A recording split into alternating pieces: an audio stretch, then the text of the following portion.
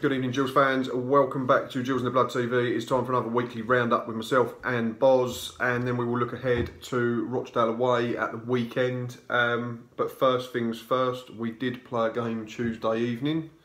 It was not available on iFollow, otherwise someone might have paid for it. We didn't go, Right. but we played Welling in the Kent Cup, and we ran out 2-1 victors. By all accounts, seemed like a decent enough performance from all the reports on social media from the Twitter feed of the club, and people that went, that were in the ground, said it was decent enough. It was a good exercise, it was a good workout. We got minutes into legs of people that perhaps needed them. The youngsters got minutes. Goals for Elliot List and Nolan Bow, both decent finishes. See them on the Gills YouTube channel on Twitter. So yeah, through to the next one. I think it's quarterfinals already now. It's one of them weird competitions. Yeah. We're going to play 4 games to win it, I think. So the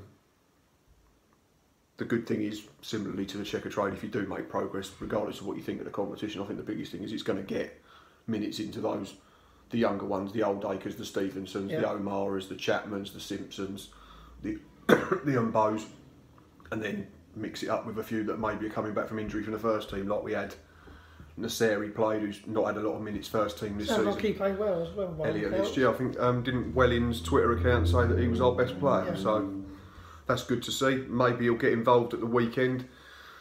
You never know, we might play an attacking midfielder in the attacking midfield role, but we'll talk about Steve Lovell again. Not to keep banging the same drum, but well, it's not. It's slightly different. He didn't carry out his threat of playing the entire first team. He's basically said that there was too many injury concerns and he couldn't risk having more injured before we went to Rochdale this coming weekend. So for me, correct decision. Yep. I think he'd have been stupid. It'd have been selection suicide to pick the entire first team just to try and prove a point or whatever he was trying to do. Because he's come out today in the paper and he said they are a good bunch and they don't mean not to play well. So, well, maybe you could have taken that level of sort of level-headedness at the weekend. I know it's always tricky straight after the game, heat of the moment, adrenaline and all that sort of stuff, but at the moment there just seems to be no middle ground. He seems to be really, really angry right over here, or he's like super happy with everyone right over there. We do need a win, we do need a performance, we know that, but I think I've just seen Gary Wade's tweeted tonight, after 7 games last season we had 3 points. After 7 games this season, we got 7. It took us to game 12 to get 7 points last year. So there is progress in that respect. Yep. Again, we go back to the fact that we won the first 2 and then we've gone on a slippery slope. And there are concerns. I'm not going to sit here and say there aren't, because we all know that Wimbledon was woeful.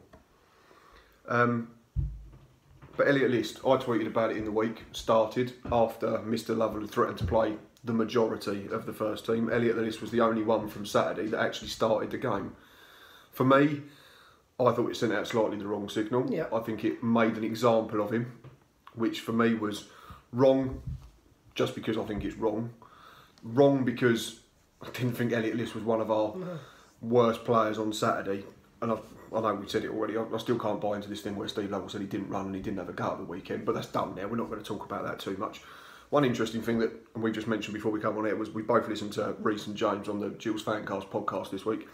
And for me, the same thing. How did Callum Riley not get a mention by Steve Lovell in any sort of after-match rant? Because that was comfortably, like you just said, his worst performance in a Gillingham shirt, and I'm pretty sure he's big enough to admit that.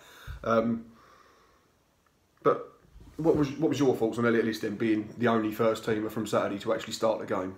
I agree. I think List wasn't the only one that got called out, was he? But to then be the only one, I mean, if he only played the first half, you might have gone, all right, it's minutes. Yeah, and he has come back from an injury. He played the first 60 minutes, yeah, I think. And it seems, reading this, it was Lovell's decision to get him off, not the actual coaching staff on the night. Let me just find it, sorry. Here it is. This is Jason Lillis talking about Welling. First half we were outstanding and Listy made the difference. He was absolutely superb, untouchable, and that is what he's got his locker. First team's boss Steve Lovell, who had been critical of the young forward at the weekend, signalled for him to come off after an hour, having seen enough. So it seems that the decision's been made by Steve Lovell in the crowd. Maybe Lovell said to him, I don't know, maybe how you play tonight depends whether you feature Saturday. And could be a difference between maybe a start or a substitution, but I still just think he's a kid as well. That's the thing. That's the key point. He's someone that we talked up a lot in pre-season. Lovell talked him up, and to be calling him out after a few games. Twice in a fortnight as well. And also, if you're looking at it and saying, oh, are we putting him in the side because he's not scored a goal this season? That'd be fair enough. But he scored an absolute worldie at Coventry and got us a point. So it's not like he's low on confidence, and it's not like he's not had any minutes in the league this season. So, again, to not go on about it too much, for me, it just didn't make sense. I thought if any of them, I thought maybe Wilkinson would start because I think he's had the least minutes. Yeah, he's another one that struggled with injury, and he's another one that got dug out at the weekend, and I think Hawko mentioned it, and he got a little bit excitable, bless him, but he's a big fan, that's fair enough. But Conor Wilkinson was played in the wrong position, so you can't then come out and criticise a player for not doing a role in a certain position that's alien to him, especially when you've got an attacking midfielder on the bench who you decided not to use when we were chasing the game at 1-0 down. That's I think the biggest frustration for Gills fans at the moment, but others might see it differently. If you do, then let us know. You know where to comment on YouTube, Facebook and all that. Just send us a message. We try to reply to all of them. But yeah, in terms of back page of the Medway Messenger, there's the headline now. It's turn up time. Steve Lovell talking about the fact that we need a performance, we need a result. For me, weirdly enough, I know this sounds a bit arse about face, but I think we need a performance more than a result. Even if we... I mean, if you play well and lose, you're not like Sunderland. too down. Yeah, but... Even as a player. Obviously, given the choice, if they said we go up there and we're crap for 90 minutes Saturday and then it goes bobbles in off the ref's arse, in the last minute we wouldn't 1-0, I'd rather that. But I think you know what I mean, is we just need to realise that we can keep the ball, we can play some decent stuff, because we did it in the first few weeks of the season. I think you're right. I think players know when, if they've won and they've not been great, they know they've got away with it. Yeah. So I mean, in the same, you flip that, you play well, but maybe you don't get the win. Whereas us, unfortunately, we're not playing well and we're not picking up points. It's just gone completely the flip side of what the first two games were, hasn't it? Yeah, but that was Steve Lovell. He said Monday in training was great. Everyone trained as I thought they would. They're a good bunch. They don't mean not to play well, so he seems happy with them again. They've reacted to it, but proof is in the pudding is how they react Saturday, not what they do on the training pitch Monday to Friday. And he went on to say, this is just talking about players in general. If they don't perform, they are going to miss out, not me. They are the ones who have to put it right. I'm only being critical in a constructive way so that they get better, not because I don't like someone. I've got no issue with that. That's just a generalisation. Yeah, and I think and like being you say, constructive. there was worse players than Wilkinson. I think that was the thing that just I think got the goat of a lot of Gillingham fans at the weekend, that he just seemed to pick on the wrong ones. Bugs me. You've got 7 there. You're chasing the game. You just got to take a chance. You said there was a case for Oldacre because if we got a set piece around the box, which we did right at the end, and then you could say maybe he didn't come on because Luke O'Neill was on, and he'd have probably taken it even if DJ was on. Could have got Nolan Bowen just to chuck another strike on in case they fell in the box. Even for just the last 10 minutes. Or, if Wilkinson was that bad, Steve, why didn't you get an actual proper central attacking midfielder into that role for the last 20 minutes, half hour, if Conor Wilkinson was as bad as you say? And for what it's worth, I agree with what the boys said on the Gills fan. I don't think he was that bad. No, he was working hard. I think Hawko pointed out the one where and we said at the time on the Matchday Live, where he charged down the one in the corner flag, blocked it, went out for a throw, and he turned around and he was waving everyone forward. Because I laughed at you and said, I thought it was going to be a Bradford last season for a minute, because I thought he was just starting to tick. But he kept his composure, and nothing fell for him, nothing fell for us. We were bad, and you earned your own luck. But yeah, I think it just seemed that it was the wrong ones that got picked on. But it's done now. There is one person inside who is available for the weekend. Parrott raring to return. 100% record so far. Yeah. Played the first game at Accrington, played pretty much the first half at home to Burton, and we won both games. We've looked a shadow of a side since he's not been in. I think he'll come straight back. I think him and Burn, I think it was Regan, Charles Cook, I think, have been probably the two biggest misses that. And we spoke to Charles Cook, didn't we, outside the ground last week? He said he's hopeful. It says in here he's a week away, but he did say this week or the week after, didn't he? So that sits with it as well. We saw Bings outside, and he said he'd felt his quad. He's going to miss this weekend as well, which is immensely frustrating. He's not been brilliant. I think that's been an area that has probably let us down, because we know what good players we expected. Mark Burn, maybe all Callum of us Riley, expected a little too much. But they've all just seemed to have been slightly off it at the moment. But that happens. But unfortunately, if you've got all of them off it at the same time, it then becomes a bigger problem. But yeah, back to Dean Parrott. He goes on and says there are 40 to 50 games in a season. If you're going to have spells where things don't go your way, you are not playing well individually as a team, but the main thing is you learn from what you are not doing right and you try to improve it. All we can do is at the next game build on it and think how we can beat Rochdale. In this league, there isn't a team who can't beat anyone. I think he's right, and to flip it back the other way, to try and be positive again after a pretty negative Monday review, if we manage to go and get something at Rochdale, maybe a win or a victory, that's the same thing, a win or a draw, and then pick up a point home to a very good Peterborough side next week, then suddenly it's we're back on track, aren't we? So it is very early in the season, but we said earlier in the week that just the longer it goes on without getting a win, it harder it becomes to find one, doesn't it?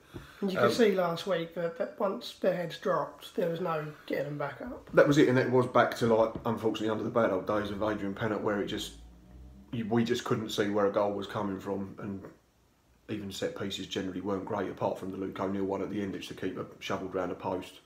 But yeah, I think that's the weekly review bit done, and now we shall have a look forward to Saturday as we visit this place.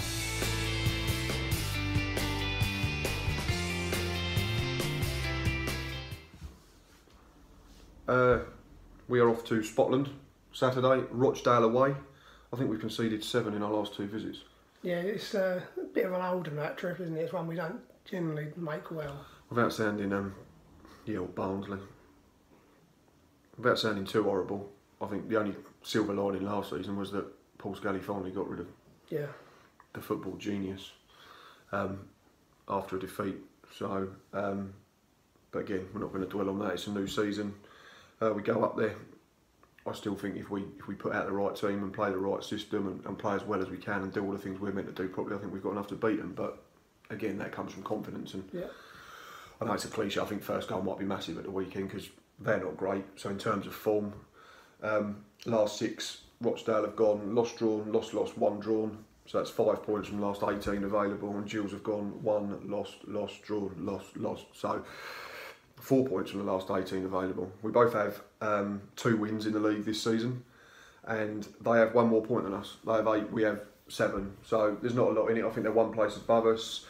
In terms of us away from home, we won 1 and lost 2 this season in the league.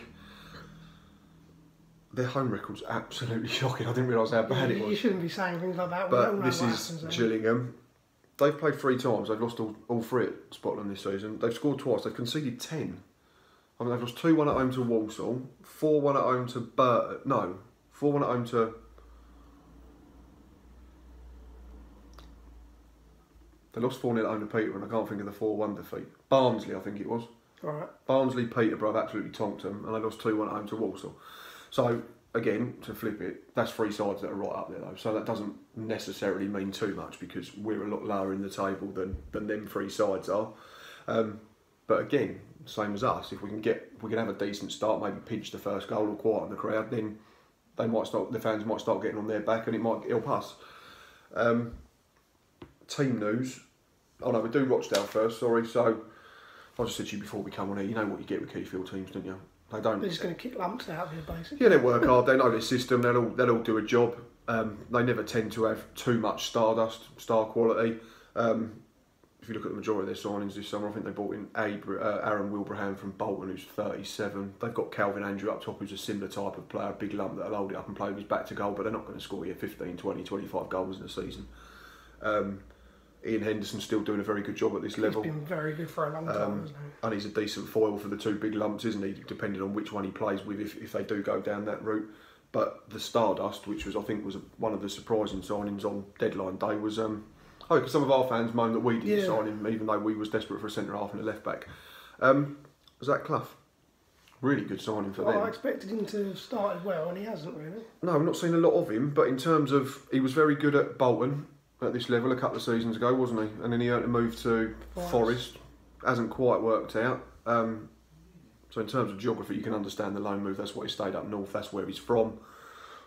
It's a really good signing for Rochdale. I think if you put it into some sort of bracket, like, he's probably not someone they usually would even look at, rather than even get into the club like we used to. I wonder if maybe he was offered to northern clubs. Yeah, if no one's gone Championship, wants him or top end, he's actually, and he probably wants to play football. He's still only young, so still plenty of time for him to have another impact and move back up the footballing ladder, so to speak. But I think similarly to like us a couple of seasons ago when we signed the likes of Wagstaff and Martin and O'Hara and Konchesky and Jet, and all right, it didn't work out, but I think it's in that bracket. It's not somewhere you ultimately go, Rochdale are going to sign him. But it'd be interesting whether he plays from the bench or starts. In terms of our team news, we've got Zakwani and Parrott. I'd say probably both 50-50-ish. I'd be more inclined to involve Parrott. Yeah, I think so. I don't think Zakwani would be fit. If he's been ill, in it says in the week, so that's another setback. He didn't train start of the week, and Dean Parrott's back from his hamstring injury, which I think is great news. We've missed him desperately. Him and Regan Charles Cook, we've already said it. But there is no Charles Cook and there's no Billy Bingham. But I think apart from that, everyone's available. Josh Park was back from international duty, so team lineup. I've said it for a couple of weeks now. I'm not a massive fan of it, but I'd go 3 at the back. I've gone 3 at the back.